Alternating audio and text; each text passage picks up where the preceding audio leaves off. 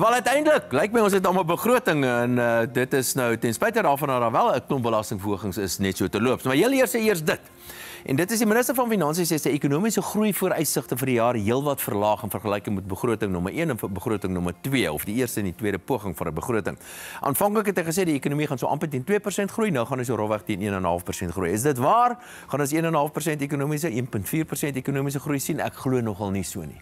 Ek dink gaan waarskynlik nader aan so wat 1% of selfs laer is dit weer. Dit beteken ook, onthou nou, die staat se belangrikste bron van inkomste is die ekonomie. Die staat kry al sy geld om te funksioneer, kry hy uit 'n ekonomie uit. En as hierdie ekonomie nie groei nie, dan kry die staat natuurlik nie genoeg inkomste nie. So nou 'n paar spesifiek, so dis die eerste ding wat hy aangekondig het. Nog 'n ding wat hy aangekondig het en dis ook belangrik.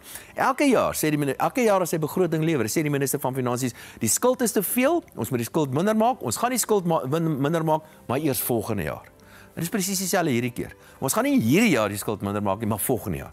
En kom volgende jaar, dan weer volgende jaar. Ons is op pad na 'n finansiële krisis as ons nie iets doen aan die staat se finansies nie. Die skuldvlakke is besig om heeltemal hand uit te ruk. Aan die inkomste kant 'n paar aankondigings, 'n klompie kleiner belastings is verhoog, maar die belasting op brandstof, die brandstofheffing, dit is ook verhoog. En eintlik is dit maar dieselfde as 'n verhoging op BTW. Dis 'n indirekte belasting, is 'n regressiewe belasting en die armer mense gaan ook daarvoor betaal. Dieselfde as met BTW.